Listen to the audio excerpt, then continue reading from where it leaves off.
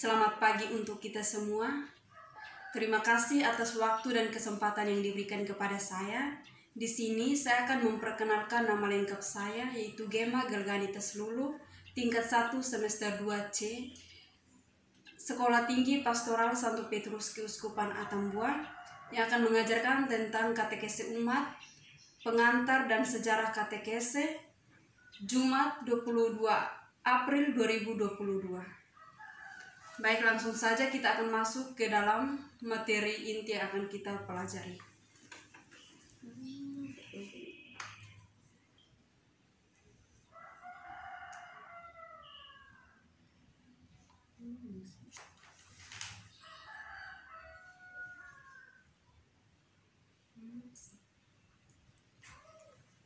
Pertama adalah katekese umat. Katekese umat dibagi menjadi 3 bagian, yaitu pertama, sejarah dan pengertian katekese umat atau disingkat KU. Yang kedua adalah tujuan katekese umat. Yang ketiga adalah proses katekese umat. Yang pertama, sejarah katekese umat. Sejarah katekese umat membuat sebuah pembentukan, yaitu PKK 1 pada tahun 1977 yang muncul gagasan katekese umat sebagai arah katekese di Indonesia pada masa kini. Yang kedua, PKKI 2 pada tahun 1982 tentang kembali ditegaskan gagasan katekese umat dari PKKI agar lebih operasional. Yang ketiga, PKKI 3 pada tahun 1984 tentang pembinaan pembina katekese umat. Kelima, PKKI 8 pada tahun 2004 tentang masih berbicara tentang katekese umat. PKK 2 menghasilkan rumusan katekese umat yang terdiri dari 6 hal pokok. Jadi pada katekese umat pada PKK 2 pada tahun 1980 menghasilkan 6 sub pokok. Yang pertama, katekese umat atau KU diartikan sebagai komunikasi iman atau tukar pengalaman, penghayatan iman antar anggota umat atau kelompok. Yang kedua, dalam katekese umat, kita bersaksi tentang iman kita akan Yesus Kristus, pengantara Allah yang bersabda kepada kita, dan pengantara kita menggapai sabda Allah. Yang ketiga, Yesus berkatekese adalah umat. Kristus menjadi pola hidup pribadi, juga pola kehidupan kelompok, baik kelompok basis, kelompok maupun sekolah maupun perguruan tinggi. Yang keempat, dalam katekese yang menjemaat ini, pemimpin katekese bertindak terutama sebagai pengarah dan pelancar. Jadi dalam katekese ada seorang pemimpin itu disebut fasilitator, gunanya untuk mengarahkan peserta katekese agar bisa mencapai tujuan dari katekese tersebut. Yang kelima, katekese umat merupakan komunikasi iman dari peserta sebagai sesama dalam iman yang sederajat, yang saling bersaksi tentang iman mereka. Jadi, katekese umat dilakukan oleh peserta untuk mengungkapkan iman kepercayaan mereka yang mereka alami terhadap Yesus Kristus yang kemudian ditukar-menukarkan oleh peserta katekese tersebut. Yang keenam, tujuan komunikasi iman dalam katekese umat adalah supaya dalam terang Injil kita semakin meresapi arti pengalaman kita sehari-hari. Kita bertobat kepada Allah dan semakin menyadari kehadirannya dalam kenyataan hidup sehari-hari. Semakin sempurna beriman, berharap, mengamalkan cinta kasih, dan hidup Kristiani kita makin dikukuhkan. Pula kita makin bersatu dalam Kristus, makin menjemaat, makin tegas mewujudkan tugas gereja setempat dan mengkokohkan gereja semesta. Sanggup memberi kesaksian tentang Kristus dalam hidup kita di tengah masyarakat. Berdasarkan rumusan PKKI 2 tersebut, nampak beberapa aspek katekese umat yang harus diperhatikan. Yang pertama, subjek katekese. Subjek katekese adalah umat atau peserta. 2. Berguru pada Yesus Kristus sebagai jalan, kebenaran, dan kehidupan. Yang ketiga, yang dilakukan dalam katekese umat adalah saling membantu atau sering menggali makna hidup dalam terang Injil. 4. Hasil yang diharapkan menjadi saksi Kristus yang mampu meresapkan nilai Injil dan dalam lingkungan. Tujuan katekese umat adalah 1. Membawa umat sampai pada perjumpaan pribadi dengan Kristus melalui perjumpaan hati dan budi dengan saudara-saudari seiman atau mengandalkan pertobatan hati. Yang kedua, membentuk dan membina jemaat Kristiani, mengembangkan sikap-sikap dan karisma-karisma pribadi untuk melayani sesama.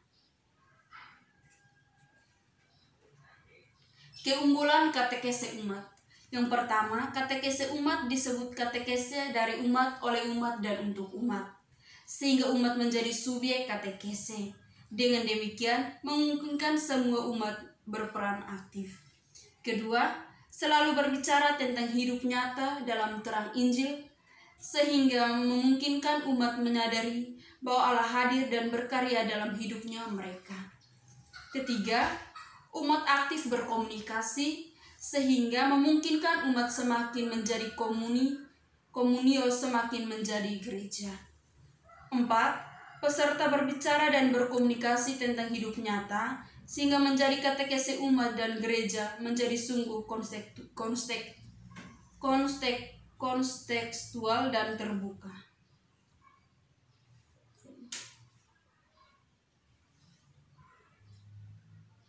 Sejarah mengenai katekese umat menurut Yosef Lalu PR.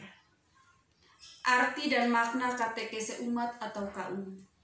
Katekese umat atau KU dicetuskan sejak pertemuan kateketik antar keuskupan se-Indonesia yang pertama atau PKKI 1 pada tahun 1977.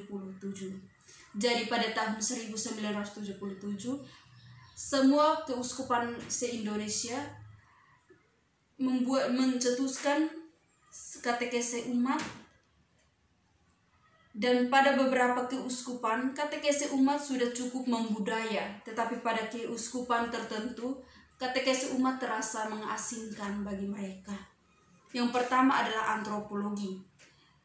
Sebenarnya katekese umat mempunyai dasar yang cukup kuat dalam kebudayaan kita. Katekese umat sebenarnya tidak lain daripada kegiatan bermusyawarah dalam terang Injil iman. Musyawarah merupakan suatu kegiatan yang sudah membudaya di banyak daerah di negeri ini. Warga kampung, warga lingkungan, warga rukun tetangga atau RT sering berkumpul dan membicarakan berbagai masalah kehidupan. 2. Teologi.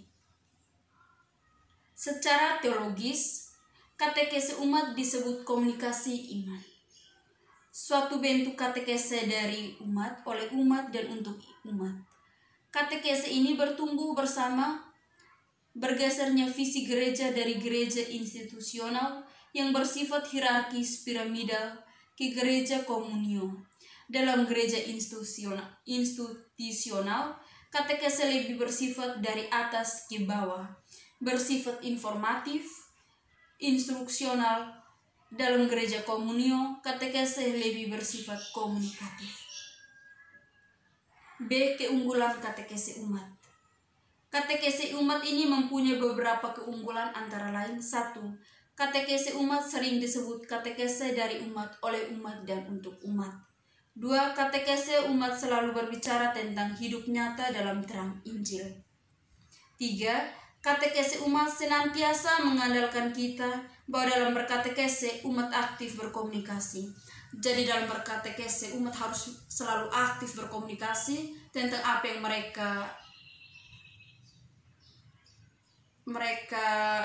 lakukan atau mereka temui dalam kehidupan sehari-hari mengenai kehendak Allah dalam kehidupan mereka sehari-hari. Yang keempat, dalam katekese umat Peserta berbicara dan berkomunikasi tentang hidup nyata. C. Sejarah pertemuan katekese antar keuskupan se-Indonesia.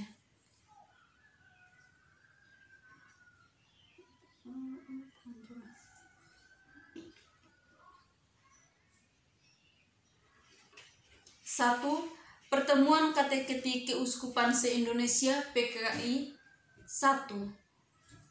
Pertemuan kateketik antar keuskupan se-Indonesia PKKI 1. Lokasi Wisma Shalom Sindanglaya, Jawa Barat. Waktu 29 Juni sampai 15 Juli 1977. Tema Arah Katekese Indonesia. 2. Pertemuan kateketik antar keuskupan se-Indonesia PKK 2. Lokasi Wisma Samadhi Klender, Jakarta Timur. Waktu 29 Juni sampai 5 Juli 1980. Tema Katekese Umat. 3. Pertemuan kateketik antar keuskupan se-Indonesia atau PKKI 3 dengan tema Usaha Pembinaan Pembina Katekese Umat. 4. Pertemuan katekese antar keuskupan se-Indonesia atau PKKI keempat. Lokasi Hotel Diana Denpasar, Bali. Waktu 28 sampai 28 Oktober 1988 dengan tema Membina Iman yang Terlibat dalam Masyarakat. Yang kelima, pertemuan kateketik antar keuskupan se-Indonesia. Yang kelima, dengan tema Beriman dalam Hidup Bermasyarakat tentang bagi katekese. Yang keenam, pertemuan kateketik antar keuskupan se-Indonesia atau PKKI ke-6 dengan tema Mengalahkan Karya Katekese di Indonesia. 7. Pertemuan katekese keuskupan kateketik antar keuskupan se-Indonesia yang ke-7 dengan tema Katekese Umat yang Membangun Hidup Gereja yang kontekstual. 9. Pertemuan kateketik antar keuskupan yang ke-9 dengan tema katekese dalam masyarakat yang tertekan.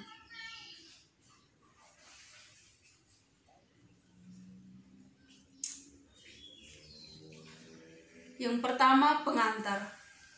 Pertemuan kateketik antar keuskupan se-Indonesia ke-9 sudah terlaksana dengan baik dan lancar. Kedua, penerusan iman. Khotbah. Khotbah peran ekaristi pembuka menggarisbawahi peran katekese sebagai upaya untuk meneruskan warisan iman dari generasi ke generasi.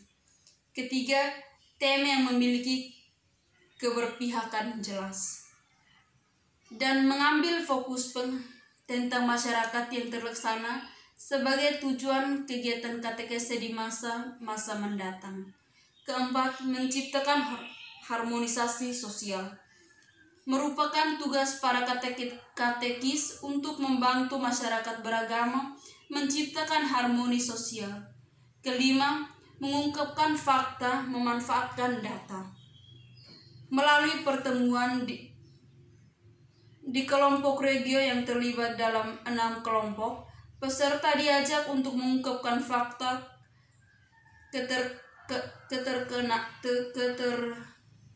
ketertekanan yang dialami masyarakat di wilayah asal asal para peserta. 6. Masalah kemanusiaan. 7. Masalah hukum. 8. Masalah politik. 9. Upaya katekis dalam indikator keberhasilan tindakan katekis. 10. Realistika katekese politik. 11. Peran warga negara dalam negara yang berdasarkan atas hukum di Indonesia. 12. Di mana dan kemana kemanusiaan kita. 13. Prioritas masalah masing-masing bidang. 14. Mencita-citakan perubahan. 15. Target 4 tahun ke depan. 16. Tindak lanjut. 17. Penutup.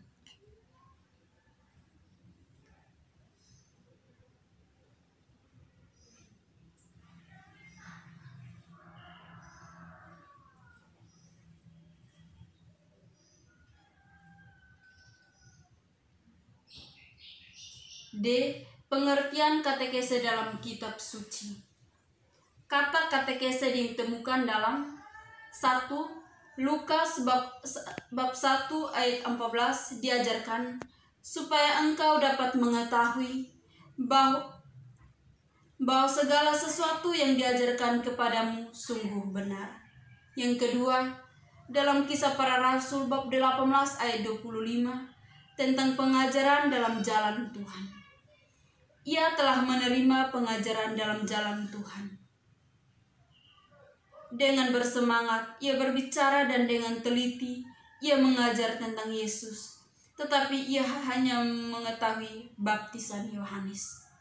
Yang ketiga, dalam Kisah Para Rasul bab 21 ayat 21 mengajar.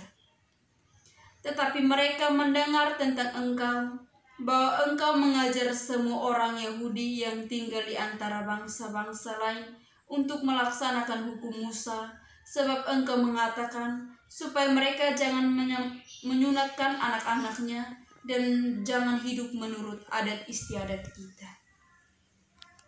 Keempat, dalam Roma bab 2 ayat 18 kata diajar. Dan tahu akan kehendaknya, dan oleh karena diajar dalam hukum Taurat dapat tahu namanya yang baik dan namanya yang tidak baik. Kelima, dalam 1 Korintus bab 14 ayat 19 menggunakan kata mengajar. Tetapi dalam pertemuan jemaat, aku lebih suka mengucapkan 5 kata yang dapat dimengerti untuk mengajar orang lain juga daripada beribu-ribu kata dengan bahasa roh. Yang keenam, Galatia bab 5 ayat 6 tentang kata pengajaran.